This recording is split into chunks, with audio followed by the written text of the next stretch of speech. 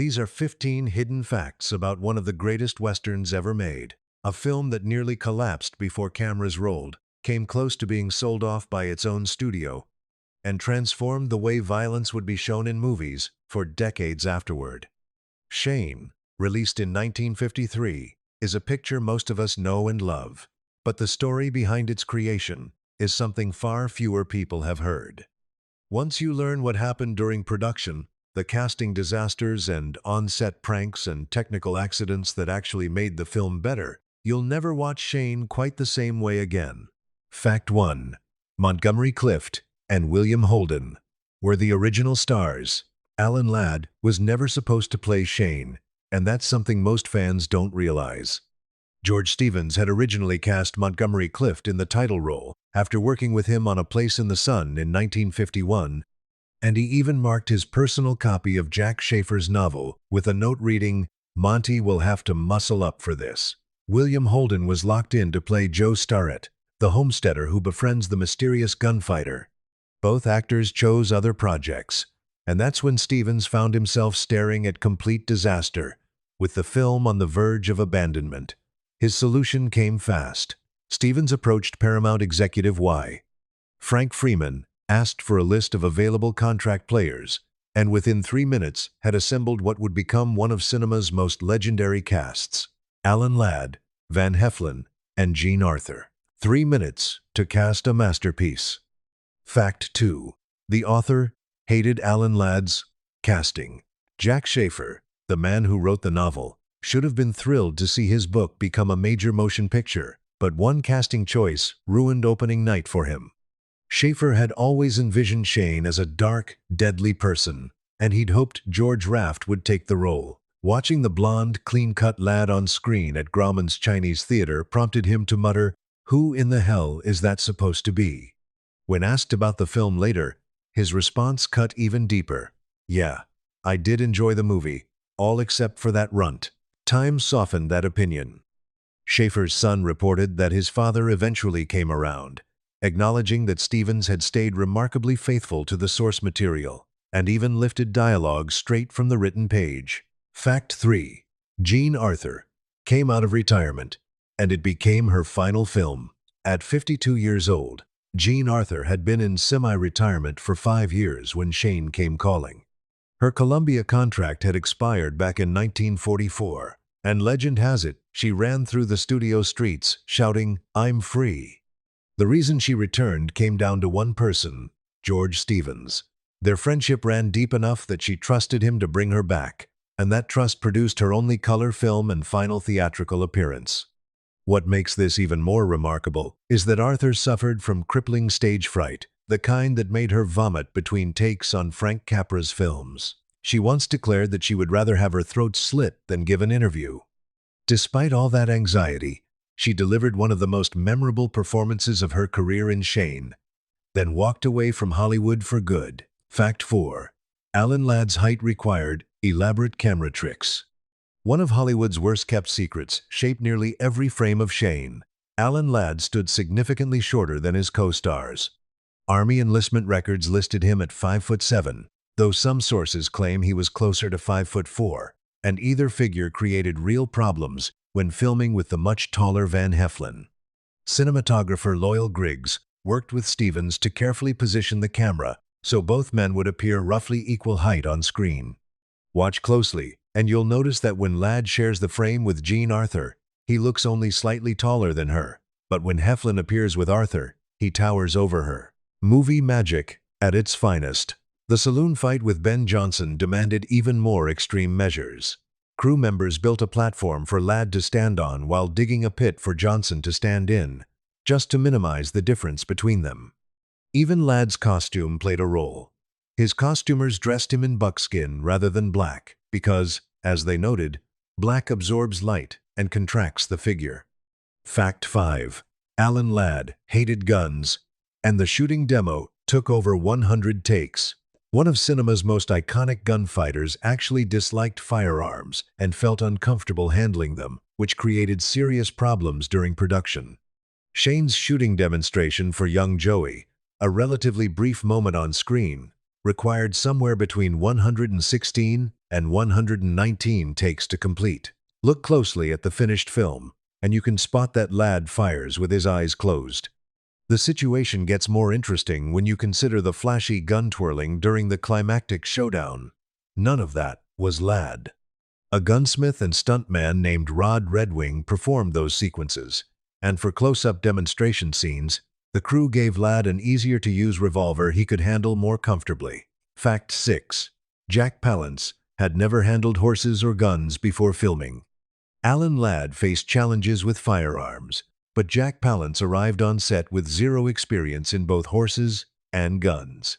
His background was boxing and theater, including understudying Marlon Brando in A Streetcar Named Desire on Broadway, which meant riding horses and quick-drawing pistols were completely foreign territory.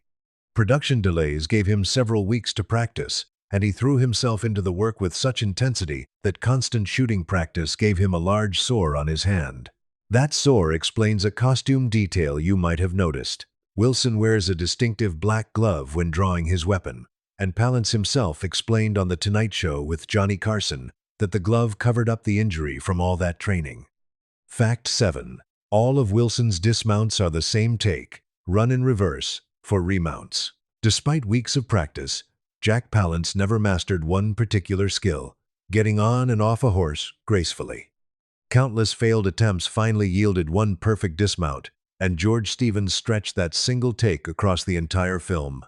Every time Wilson gets off his horse in Shane, you're watching the same moment.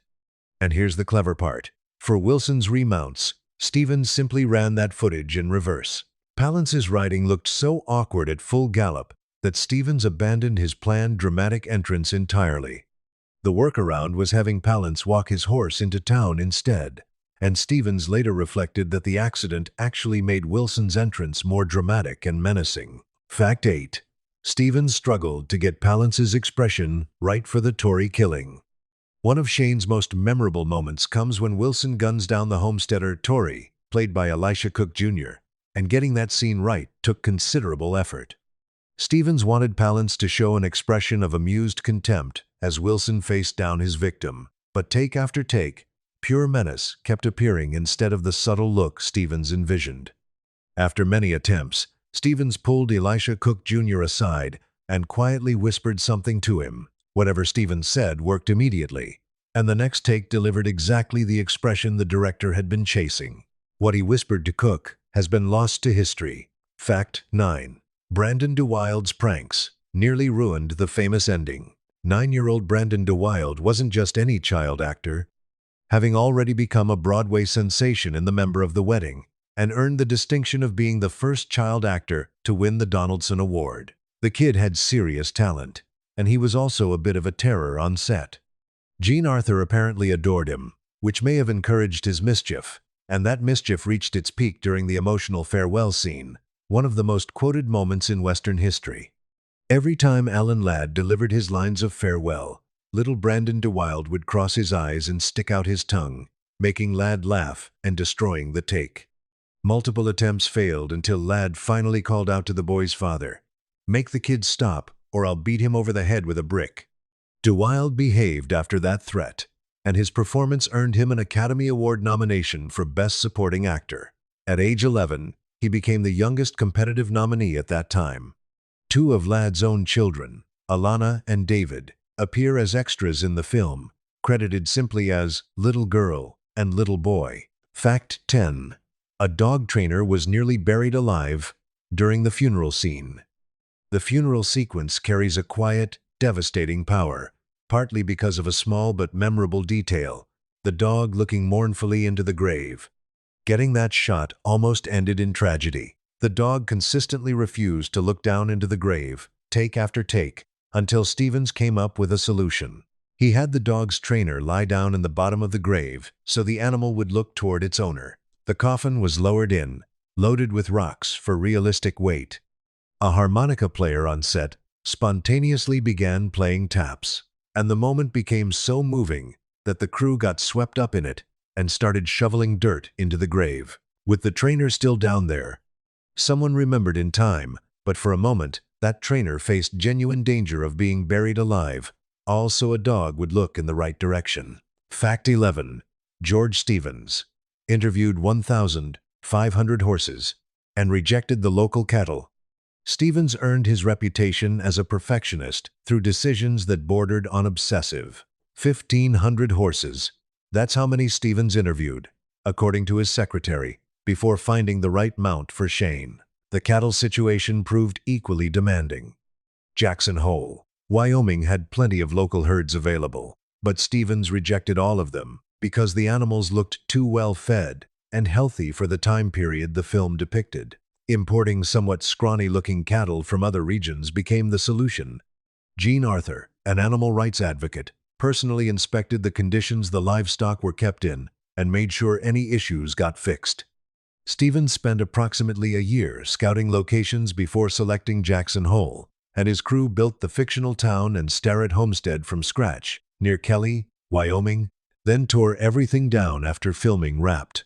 The historic cabin used in the film, originally built by a homesteader named Luther Taylor, still stands and goes by the name Shane Cabin now, though the National Park Service classifies it as ruins. Fact 12. The gunshot sounds were created by firing into a garbage can. Shane's most significant innovation grew from one of history's darkest chapters.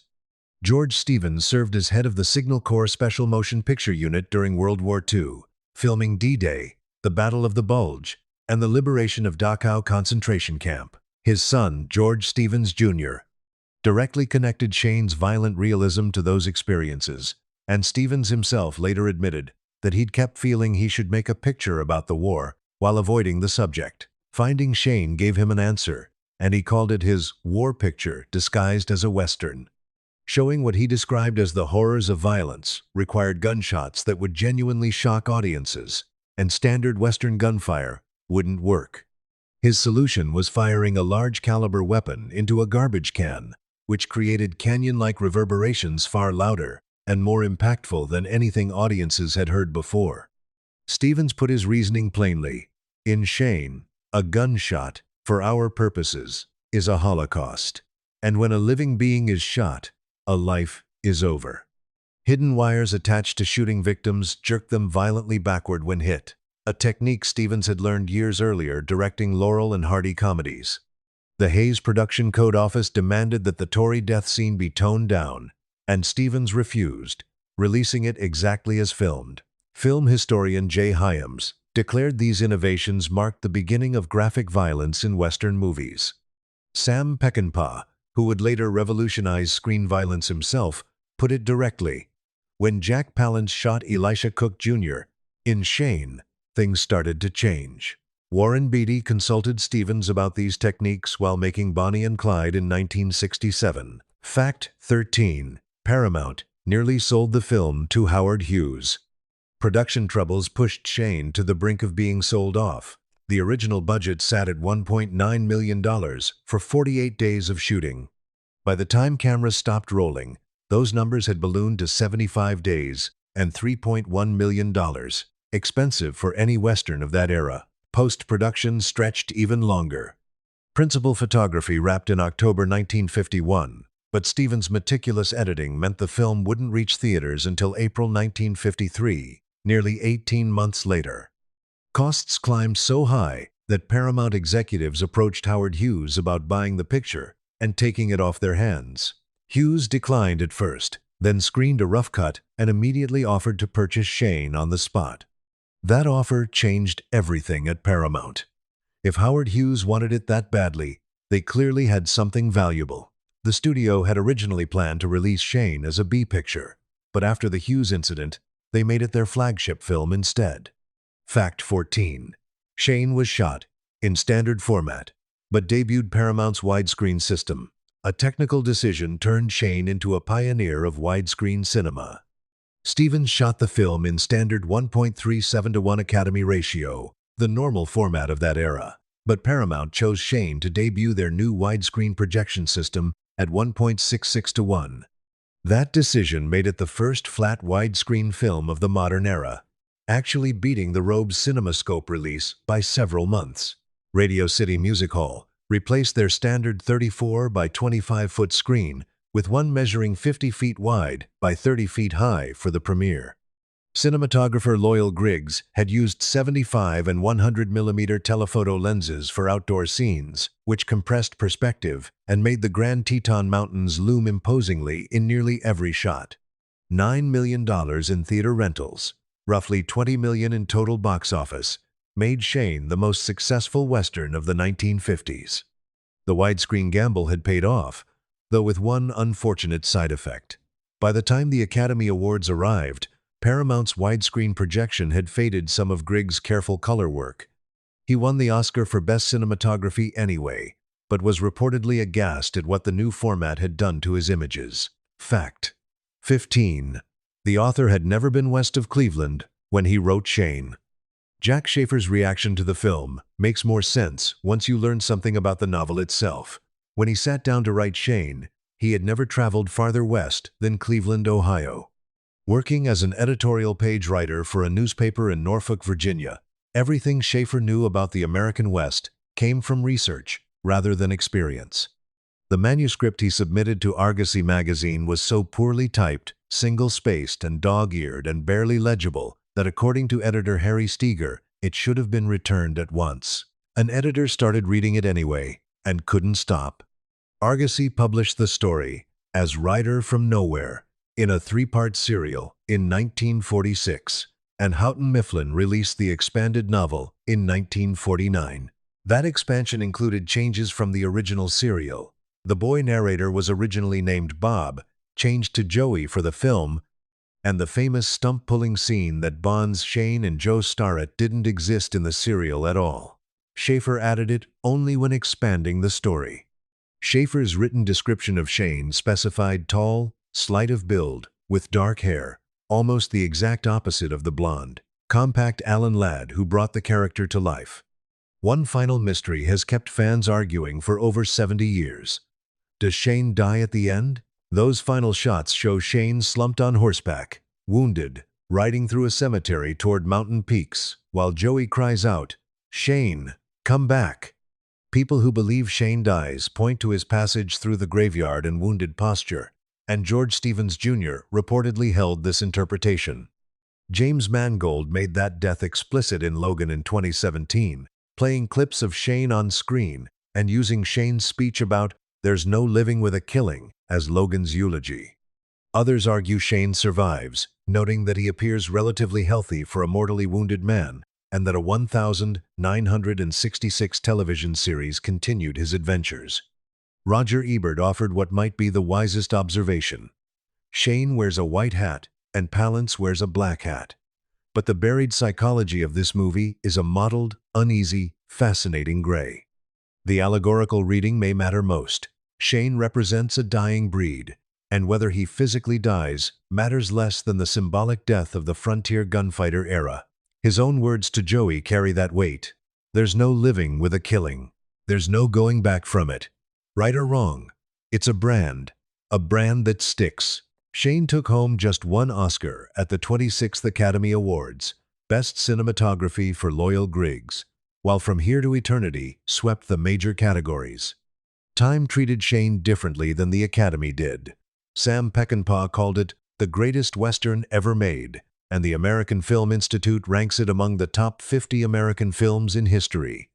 The production troubles, the last-minute casting that nearly didn't happen, the budget overruns, the child actors' pranks, the 18 months of editing that almost resulted in the film being sold off, all of it somehow produced something that changed movies forever. Stevens' garbage can gunshots and wire-pulling techniques created the template for modern action violence. His telephoto mountains transformed landscape into myth. The deliberate ambiguity of that ending defied Western conventions and created interpretations that continue to this day. Everything started because Montgomery Clift and William Holden said no. George Stevens, facing disaster, made 3 casting decisions in 3 minutes that changed cinema history. Shane really is one of those films where everything that went wrong somehow went right. If you enjoyed learning about Shane's hidden history, let me know in the comments which classic film you'd like us to explore next. And if you haven't watched Shane in a while, maybe it's time for another viewing, knowing what you know now.